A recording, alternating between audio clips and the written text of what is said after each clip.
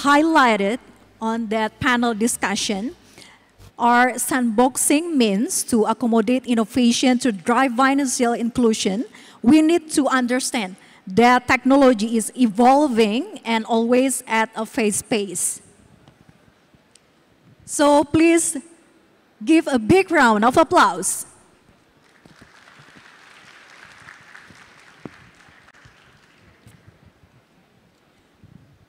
Bapak Ibu, para hadirin sekalian, selanjutnya kita akan masuk ke dalam sesi diskusi berikutnya, yaitu panel discussion ketiga yang bertopik Crypto and Blockchain Revolution, Building a Trustworthy Digital Financial Ecosystem.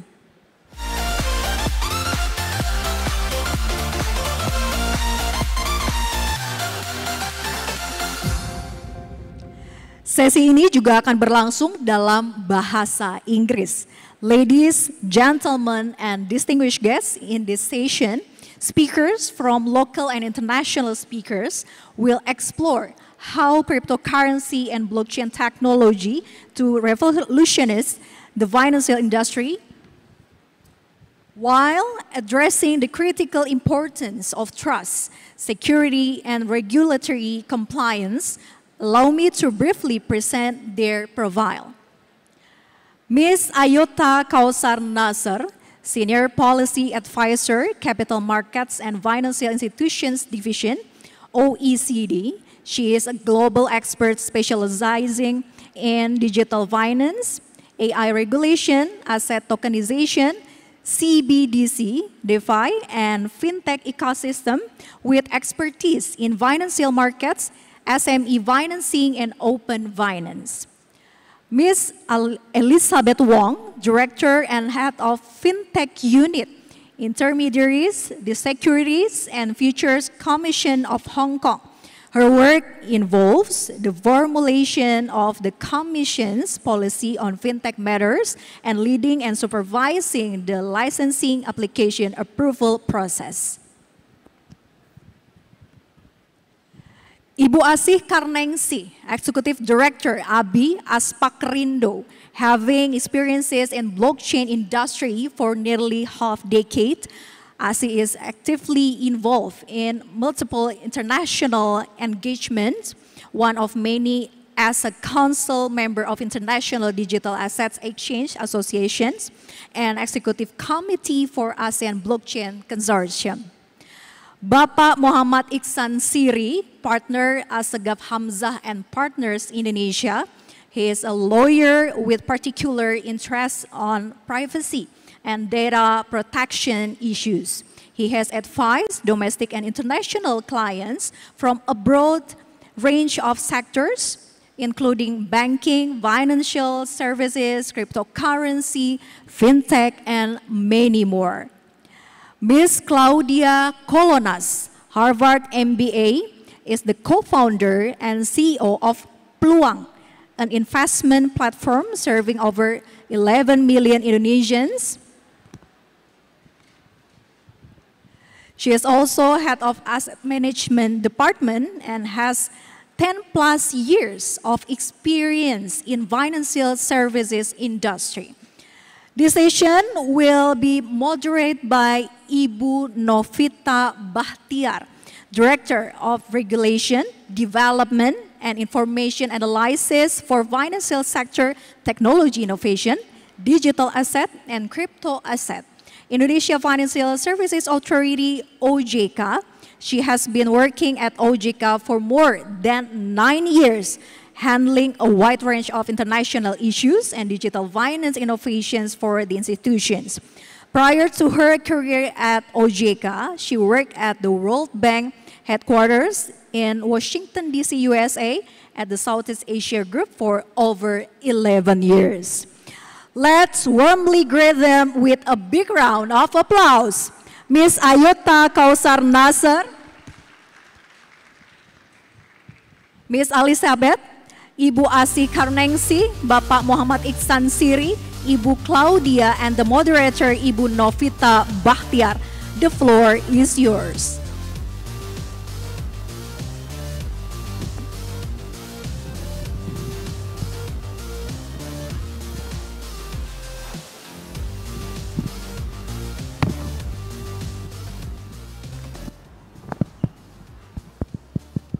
Assalamualaikum warahmatullahi wabarakatuh. Selamat siang, salam sejahtera buat kita semua. Hari kedua IFSE, terima kasih kami melihat antusiasme dari Bapak, Ibu, dan rekan-rekan semua. So, please let me start with a bit of a background on our session today. As we have all known, the re-election of the Trump as president again of the United States will bring crypto into the front and center of the global global rule, and also it might have some implication on the regulatory shift, also on the crypto assets. So further, the recent development on the crypto asset also shows some movement towards the mainstream of acceptance. So, for example, the SEC approval on the Bitcoin ETF simplifies crypto access for both institutional and individual investors. Another one is the movement by BlackRock with its tokenized fund. It also underscores the major financial interest in leveraging the blockchain technology for investments. However, we still face some security concerns in the crypto assets industry and transactions, with some scandals after scandals, FTX, which resulted in over $8 billion loss in the consumers' assets, and other illicit activities related to crypto, such as the use of Monero private coin to launder money. So among others, right? So this indicates the vulnerability of crypto assets transactions to be misused, and also create some mistrust in traditional investors or financial players, also the consumers.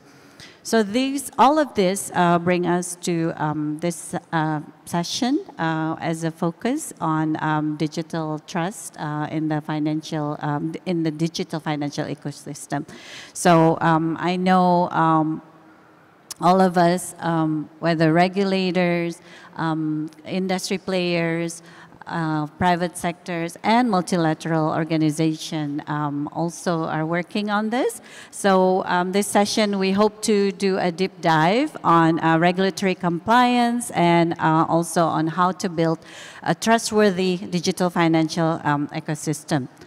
So I think I will give everybody a chance to start with just a quick 1 minute insights of what you think about the current state, and also the future outlook of the crypto and blockchain ecosystem. I'll start with you, Mbak Asi, please. Thank you very much, Bu Fita. I think that's a really good opening to share a little bit of what is actually happening. So if that's okay, I will start in the Indonesian ecosystem, Bu. I think there's nothing to complain. Bitcoin is, being very close to the moon it has been. And we're talking about the transaction. I think going to the bull session in the crypto industry now in Indonesia, I think is really bringing a very positive impact. I know price is one thing, but when it's bull run, usually the spirit is there. There will be more innovations, and I think it is a really good time to have this kind of topic on the stage to talk about it. So. That's one thing about crypto ecosystem. The next thing is actually under ICT Ministry. We have a very specific classifications, industry standardizations under ICT Ministry. The number is 62014, which very specific for blockchain utilization or development. And in Indonesia, we have more than 2,000 companies that using the specific code. So we can see that Indonesia is very adaptive, and really embracing the new technologies, Bu Fita. Thank you. That's great. Elizabeth, please. Right. From our point of view, how the crypto and blockchain ecosystem is currently, I think from the developer side, what we've seen is that they have, gradually improved, updated the blockchains that they are operating. So we move from proof of work, proof of stake, smart contracts, dApps, and what we see now is that they're embedding functionality, which can be applied to real-world, assets or, real-life applications. And I think this is also further evidenced by the interest by traditional financial institutions in tokenization. So they want to use that technology and see how it can help in real-world problems and situations. So that's the developer side. For the regulation side, I think, as you've alluded, there have been a lot of bad actors in the ecosystem. So I think now we're in agreement with the ecosystem, all regulators around the world, that there needs to be regulation. And regulation from an investor protection point of view, rather than just anti-money laundering or for payments. So I think there's this consensus, and we're moving towards, more regulation, because only through regulation can we actually continue a sustainable development of the ecosystem.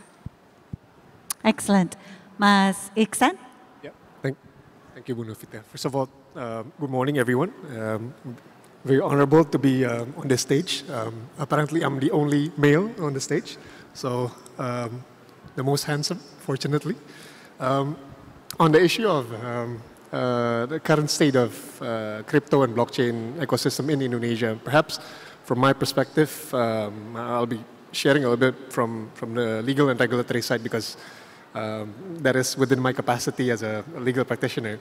What I view of the current state is that I think Bu Asia has mentioned,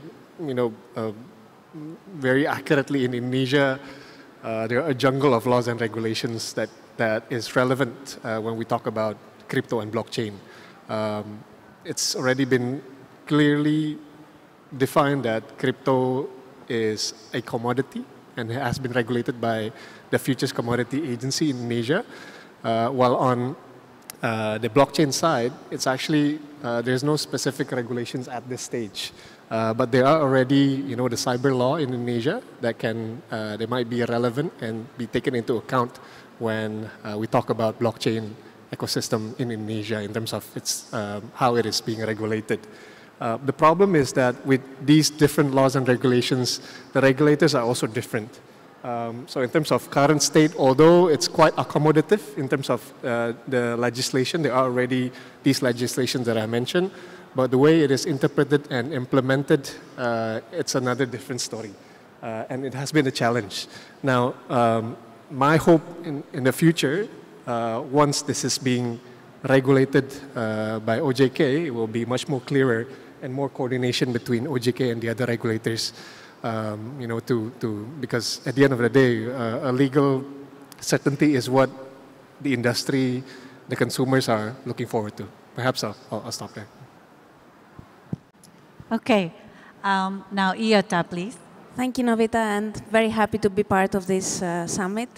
So at the OECD, we have been analyzing markets for crypto assets and DeFi for the past 7-8 years since the ICO boom. So we have really seen the evolution of this market, and our objective was to identify both risks and opportunities. Now, initially, we had a wave of nefarious impact on investors and the markets. We have wave after wave of fraud, of the use for illicit finance, of market manipulation, and all those important negative implications for markets and their participants. And that was because these crypto assets were either non-compliant with regulation or were beyond the regulatory perimeter, depending on the jurisdiction. Now, the positive part is that we now see the creation of comprehensive policy frameworks covering these assets and these markets across the board of our membership of OECD countries and beyond, either with new regulations or with revision of policy frameworks or with actual enforcement of existing rules. and of course with the umbrella high-level standards by the FSB for crypto asset markets and for global stablecoin arrangements. And now that we have this kind of evolution, we can actually explore the beneficial impact that these assets and those markets can actually bring up. Because the only way that any kind of possible benefit can materialize is within markets that are well regulated and with actors that are actually acting in compliance with policy frameworks. So we look forward to that. Excellent. And please, Claudia. Yes. So crypto itself, I think I'll just give some statistics, right? In Indonesia, almost 22 million users already. In the US, 1 out of 3 of the people in the US already own crypto. So I think if you guys look at those kinds of statistics and numbers, you can almost assume that one day crypto will be the product of the future, right? And in particularly, if you actually look at the trends, a lot of it is focused in emerging markets where the modal population is very young. So if you look at Indonesia, where the modal population is 15 to 16, this group of people are more interested in crypto than even their own banking and financial institutions. So in many, many emerging countries, you're seeing crypto as kind of like that first financial product for majority of the Generation Z. So I think we are going to see over the next 10 years a very different world where everyone's first experience with a financial product is going to be crypto. So I think at Peluang, where our focus is on multi-asset, I think we like to encourage that people try investing early, and and eventually over time cross-sell other financial products. That's the way we think about crypto as a product. Thank you, Claudia. Now, this question is for Iora from OECD. So at the national level, there has been a lot of activities going on in the context of Indonesia's accession into OECD as OECD's member countries. So I think financial sector is a big part of the process. And I want to seek your opinion on the significance of the digital assets or digital financial service, including crypto and blockchain-based financial services in this regard. Thank you, Novita. So the whole sector of digital financial services is actually evolving very fast and is becoming a prominent part of the financial system in many economies. And I've talked about the evolution of the policy frameworks around digital assets and crypto in particular. One of the things that is challenging for OECD members and also for countries that are up for accession is implementation level of those policy frameworks. And this is where the role of the OECD becomes important as well as other standard-setting bodies and international organizations in terms of promoting international coordination to make sure that implementation of standards is consistent. And why is this important? It's because if we don't have consistency in the implementation of standards for policy frameworks, we give rise to opportunities for regulatory arbitrage. And those markets are global by nature. So if we do not act in a consistent manner and we have these loopholes for regulatory arbitrage, everybody loses in the end. The other way, which is particularly relevant in terms of accession countries to the OECD, is through knowledge sharing, best practice sharing, and capacity building for countries that are on their path to accession. And there is the role of enhancing the capacity of the authorities to make sure they have the skills necessary, to make sure they learn and they get information from other member countries of the OECD in how best to actually implement those frameworks. and the convening power of the OECD in this regard is also important. Also for the existing members in terms of enforcement, for example, in terms of cooperation at that level, in terms of information sharing in the enforcement efforts as well, that will be also an important level. Excellent. So perhaps the next one is to Elizabeth. So Hong Kong SFC is very, very proactive in terms of regulating the fintech and also including digital assets sector. So how, as a regulator, what is your effort on aligning your regulations with the international recommendations such as FSB and for you specifically IOSCO perhaps, and what are the challenges? Because you know, we are all going through the same kinds of hurdles, if I may say. Please. Right. So actually, the SFC began our journey in relation to regulating the crypto ecosystem back in 2017.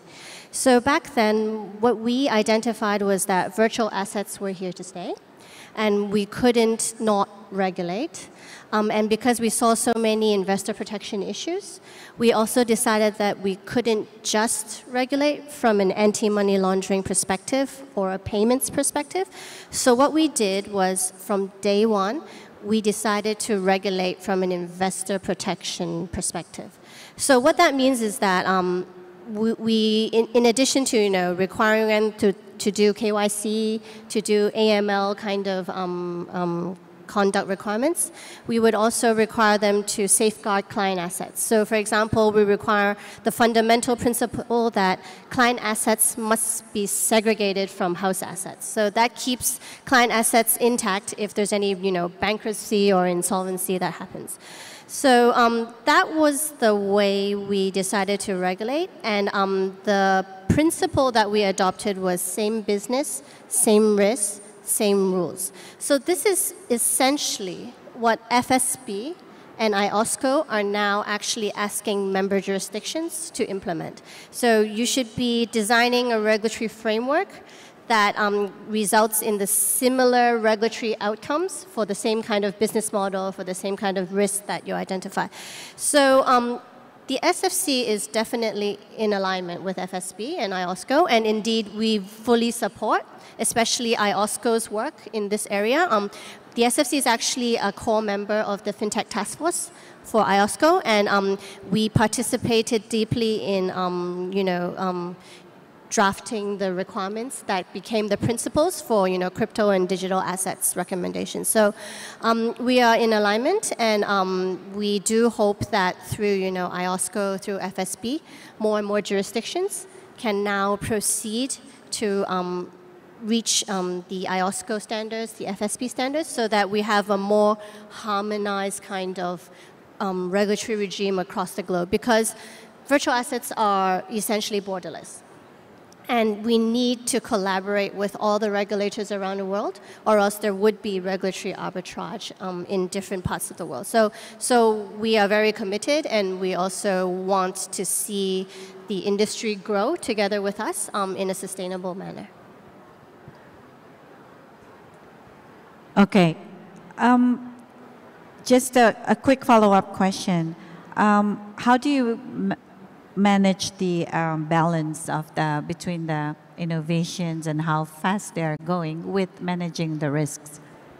Right. To be honest, when we started off with our journey, being regulators and seeing new risks, we were obviously very conservative. So what we did in Hong Kong was that first of all, we were one of the first major jurisdictions to regulate from investor protection, which meant that actually if you wanted to get an SFC license, from the very start, you would probably already not be as competitive as the unregulated entities out there. Because we regulated from investor protection, we also imposed quite stringent requirements. So that was starting in 2018, which we actually had started to have a framework. Now, fast forward to 2024. We've been regulating this industry for 6 years now. And I think we've accumulated a lot of experience. We have also maintained a very close dialogue with industry. So we understand, the pain points that come with the requirements that we have actually imposed. And I think through our thorough understanding of the industry, through communications, and also through our experience in this regulatory journey, I think now we're actually in a position to really look at our requirements and, see if there can be any relaxations to strike that balance better so that we do not stifle innovation, we allow market development while we still maintain investor protection. Excellent. So, like Yoda said, maybe we could learn from each other, which is really the most effective way in handling the common challenges. But I see, can you explain first on the components of the blockchain technology and how it could reach its maximum potential in transforming the financial services industry in a positive term, in a good way, please? Yeah, I think that's a very interesting question, Bufita. Recently, we actually got a lot of interest from financial sectors, companies, from big banks that want to utilize blockchain, right, in Indonesia.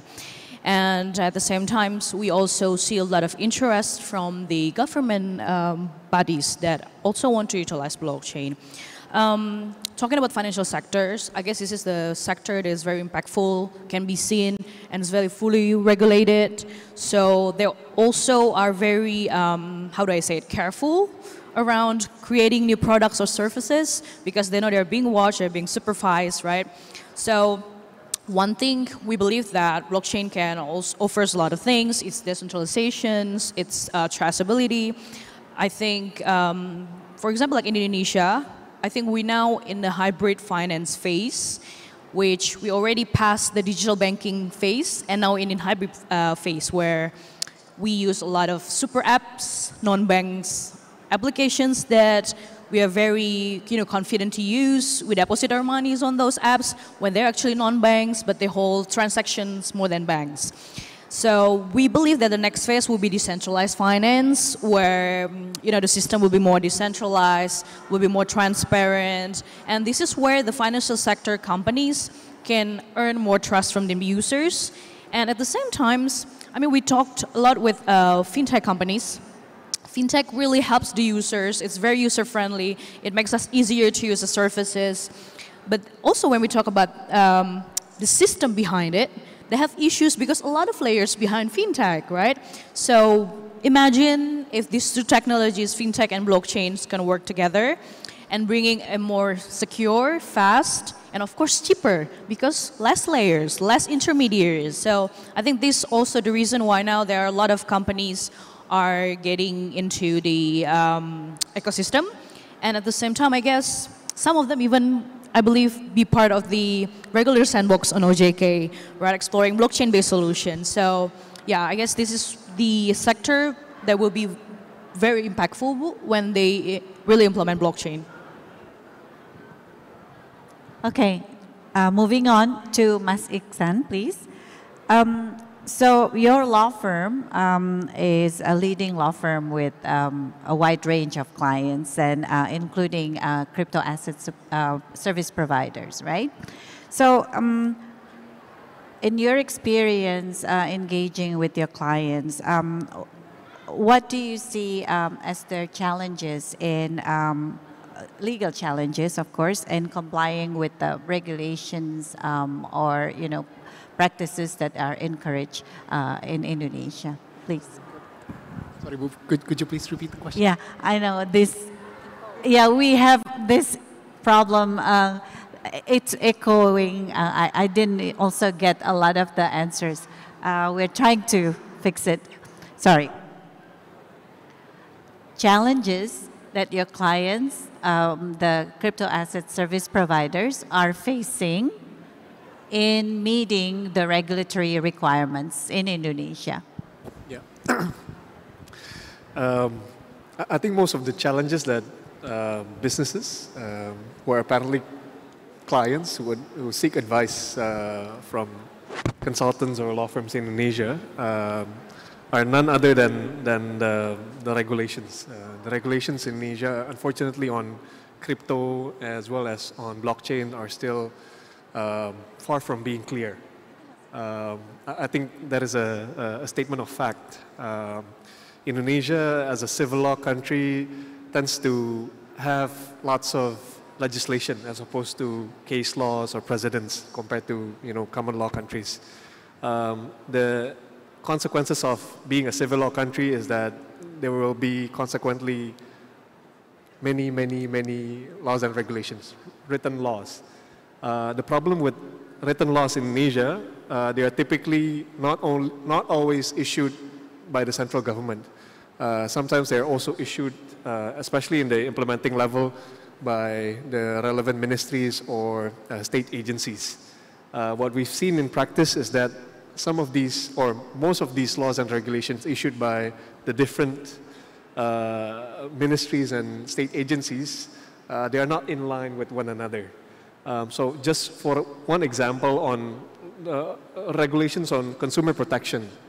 Consumer protection for crypto companies under Bapepti as well as the consumer protection under OJK are day and night in terms of the difference. The consumer protection in OJK are far more strict compared to the consumer protection in Bapepti. And you can also see this in different aspects. When we talk about data protection in Bapepti is less strictly regulated as opposed to those in OJK or in other sectors.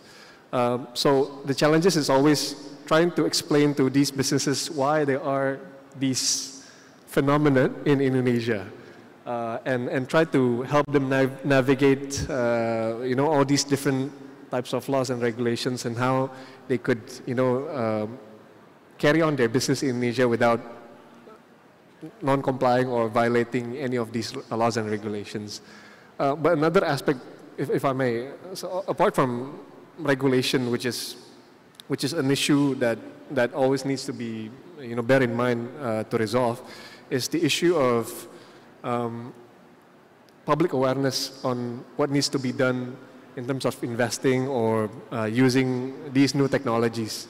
I think the awareness are still minimal in Indonesia. So this is also one of the homework that all stakeholders in Indonesia needs to be also focused on, increasing awareness of the public when using these new technologies, whether it's crypto, blockchain, or artificial intelligence and whatnot. Novita, can I play devil's advocate just for a second? So This is what makes it interesting. Go ahead. I think it's interesting to also highlight that this is a market where players for a long time tried to evade regulation, to put it simply. So they tried to complicate the structure, make the governance arrangement somehow difficult to interpret, try to frustrate the identification of a contact point or a responsible entity, for example, when it comes to DeFi protocols, intentionally, deliberately, with the objective of evading applicable rules. I'm not saying everyone, but this is something that we have observed to a very large extent. And even now, with more comprehensive policies and with enforcement being much more prominent, there is a lack of compliance culture in this industry. And this will be very important to try and somehow address, engage with the market from the policy-making side, from the supervisory authorities in particular, try to encourage market discipline in terms of being compliant. It's very, very good comeback. So it's deliberately done that way to evade the following the regulations, as you have seen in the practice, right? So yeah, that would be regulators' challenge also to respond to it. I'm gonna go to Mbak Claudia. As you can see, we have on one hand virtual asset service providers, and on the other the digital innovators. We call it at OJK ITSK, the innovations in financial services, right? So do you see a synergy between them? I think Asi has mentioned a couple of ways of synergy, you know, in terms of promoting the innovations. So do you see that also a good way to promote further innovation and also perhaps increase trust in the digital financial ecosystem? Just so I hear correctly, it's about the collaboration of regulators and players like Pluang. So yes, so I think on just to add on as well to what you were saying, I think it's actually very important to be balanced. And what's very important is as players, you know, who want to comply, right? For example, you know, for the crypto players in Indonesia, the regulations have been there for a while and there is a desire to comply. Now, how will the regulators block or prevent the offshore crypto exchangers that don't have licenses, for example, in Indonesia, from stopping to operate? Because currently it's still very easy for any customer to, for example, you know, download let's say, you know, I shall not name names, but some of the offshore crypto exchanges that don't have licenses in Indonesia from the Play Store and Apple Store. So I think at the end of the day, and when we actually hear of anecdote and estimates, and we're also working with some independent bodies to do research via the association, the volume of Indonesians transacting crypto in the illegal offshore exchanges is multitudes. It can be up to 10 times larger than the volume we have in Indonesia. So the question becomes, I think, with stricter regulations and for the players that do choose to comply, how can the regulators work with us hand in hand to basically grow the market together and at the same time, right, block these exchanges that basically, as you mentioned, want to evade regulations, do not want to comply, et cetera, et cetera. So I think by working together as an ecosystem, I think we can grow the market together and basically make it a good reason for someone to want to comply and work with the regulators, right? There has to be a stick and also a carrot. So I think I see something very positive. And hopefully next year, we would be it would be very good if Indonesia can take the approach very similar to India, where there's tough sanctions for crypto exchanges that do not have licenses onshore. Thank you. Yeah, that was insightful. Thank you. So good collaboration is also key.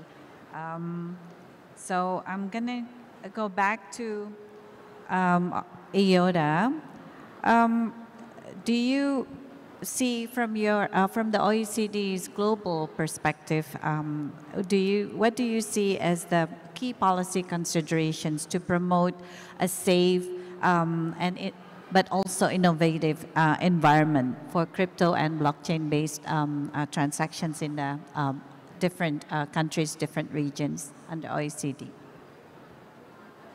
So going back to the title of the panel, I think that the key consideration here is how to build trust in any kind of activity that relates to crypto or DLT-based applications.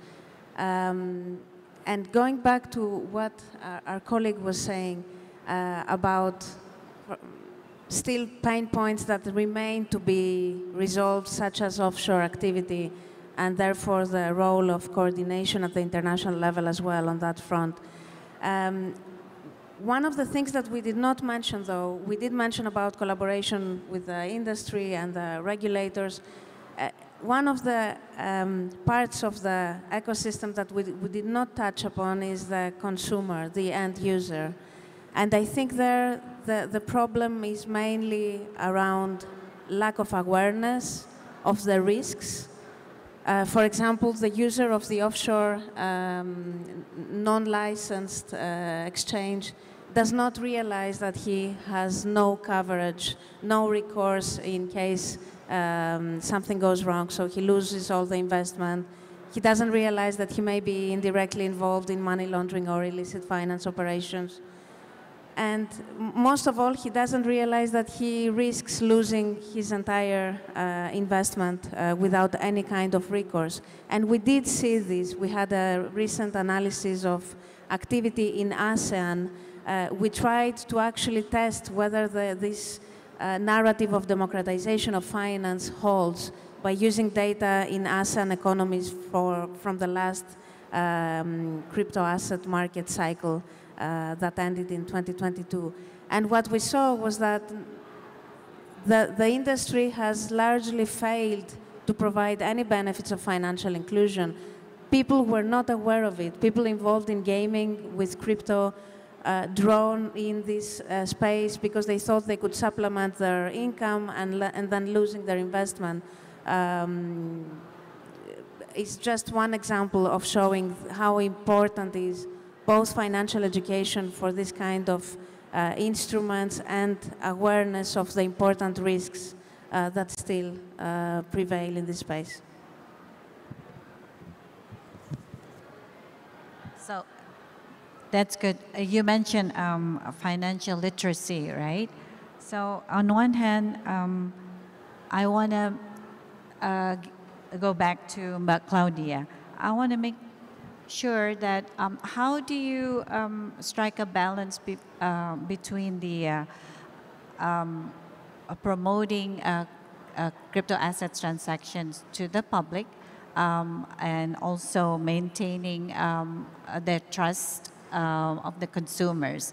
So because literacy is key, so I wonder what steps are you taking in terms of making sure that consumers are aware of the risks, but also you want to develop the industry further. So how do you do it in striking balance between the two? Yeah, thank you, Bunofi. And I may have a differing view on the financial inclusion side, and maybe this leads on to this point on financial literacy. So if you look at crypto users, the majority of them are actually under the age of 25. If you remember back in the day, let's say 20 years ago, majority of people started their investment journey when they're in their 30s or 40s, right? So what we are seeing as Peluang, because we are actually not only crypto, we have US stocks, we have mutual funds, et cetera, is even though someone starts with crypto, right, at a young age, it does not mean they do not start diversifying their assets. So when we look at the impact of financial inclusion, I think we have to look at it holistically.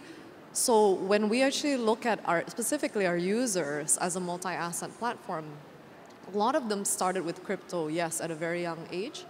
But throughout the crypto winter over the last 2 years, you see them rotating their assets to products like mutual funds, golds, and US stocks and ETFs.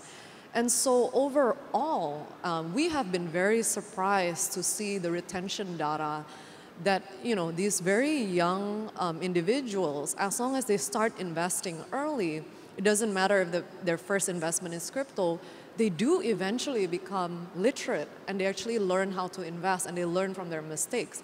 And I always say it's better that you learn your mistake when you're 16 or 17 versus when you are in your 40s or 50s. And I think that is the aspect of financial inclusion that a lot of people fail to look at, right? Because once they've had a taste of investing and trading, it is very easy for them to now not be so afraid to start investing in stocks and mutual funds, et cetera, et cetera. So I think we are seeing that data, and you know, we hope to actually disseminate that data further as well to prove that, you know, as long as someone starts somewhere, that positive externality is actually there. Yes. So, Elizabeth,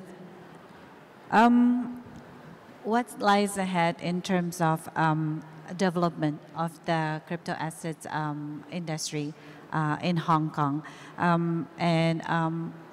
What is your vision in terms of development and also the regulatory, that how you want to regulate that? Like, for example, are you anticipating DeFi and and others that you might want to cover in the regulation as well? Please. Right. So right now in Hong Kong, we have a licensing framework, so a regime to regulate crypto asset exchanges. We at the IFSE, we also regulate, for example, our intermediaries who have already got our traditional license. If they want to enter into the virtual asset space, they can conduct virtual asset dealing, advisory services, fund management. So we regulate all these activities. I think what we're going to do going forward is that we will also work with the government to look at, designing a regime to also regulate virtual asset traders. So those brokers that you see out there that are not traditionally our intermediaries, we want to see how we can bring them into the regulatory net, because they provide a very big source of liquidity to the platforms. They are also, a channel that a lot of investors use to really get into crypto. So we think that that needs to be regulated. And it also helps to bring liquidity to Hong Kong. So that is one aspect that we're looking at going forward. And I think it falls really logically that if we're looking at regulating traders, we also need to find solutions for investors to hold their crypto assets. So we are also looking at, how to regulate virtual asset custodians. Currently, right now, for the exchanges, we require them to set up a separate entity to do the custody function so that the assets are segregated from the house assets. Going forward, we can apply our experience in the exchange space and in terms of custody, and really regulate, virtual asset custodians using the same standards that we have already set. So that's how we're looking at, enhancing our regulatory regimes in Hong Kong in relation to crypto.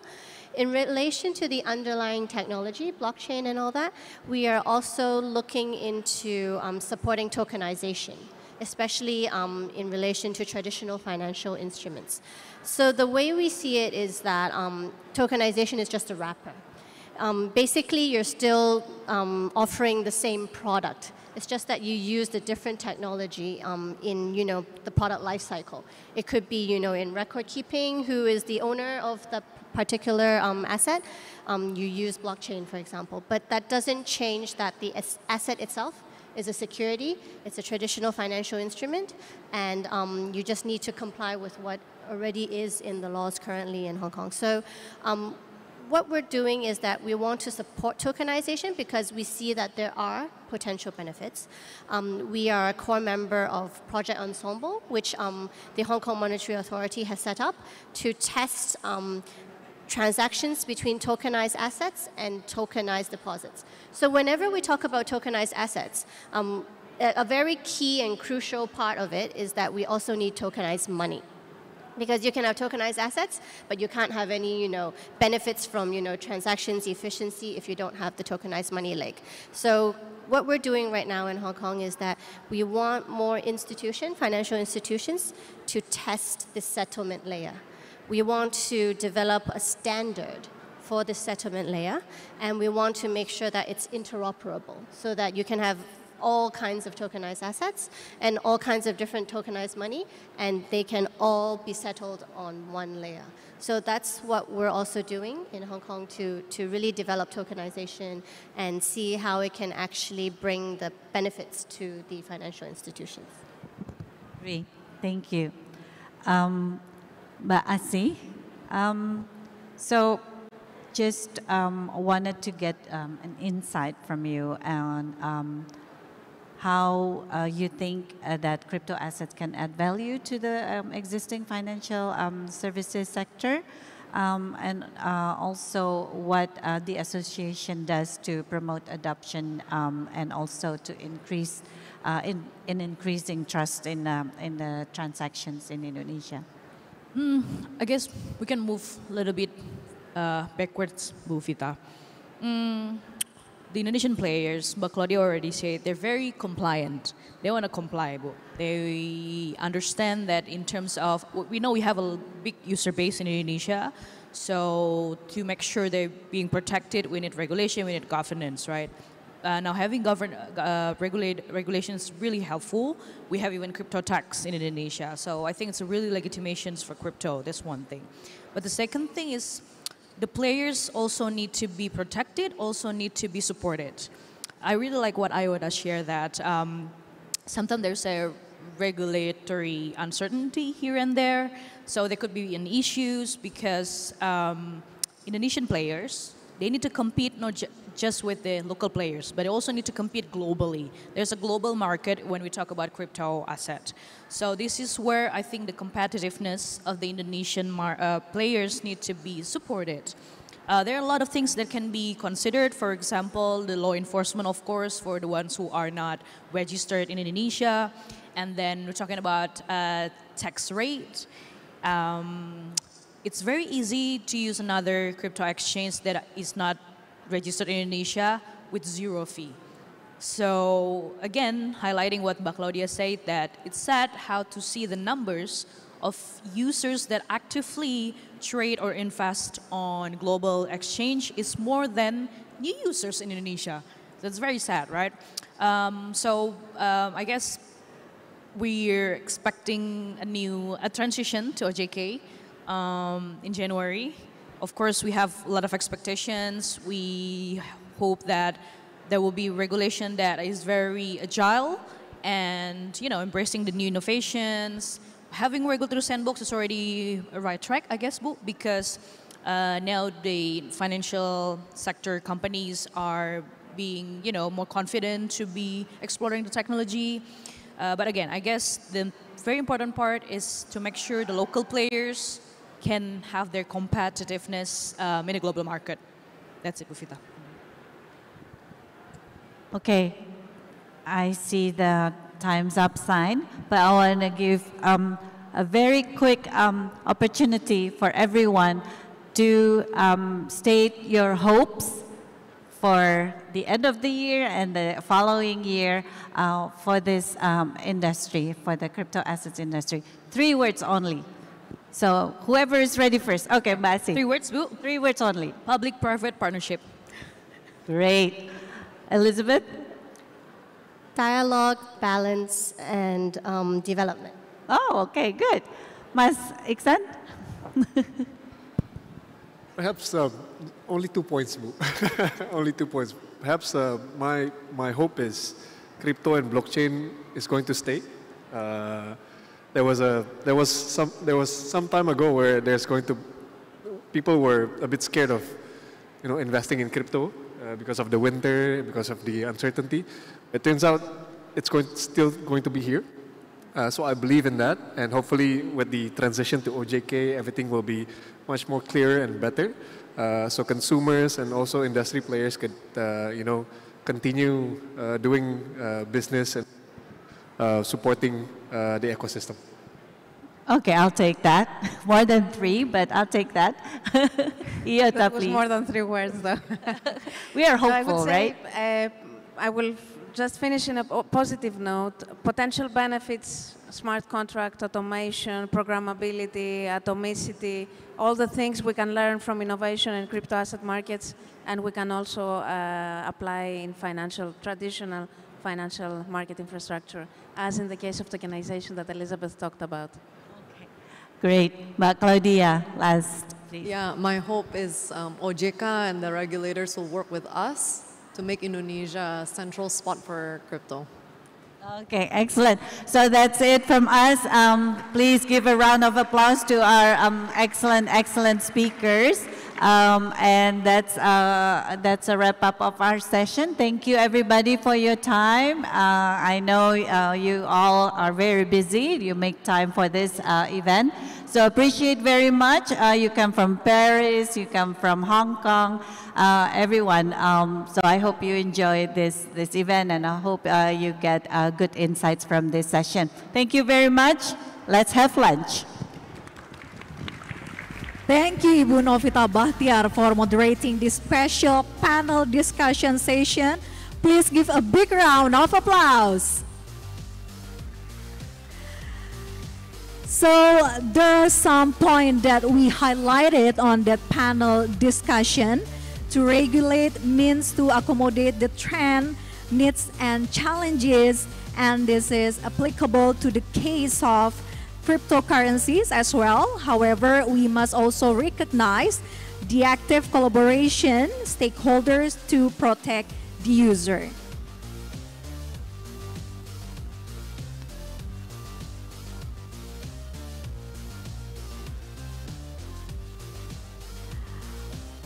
Okay, thank you all.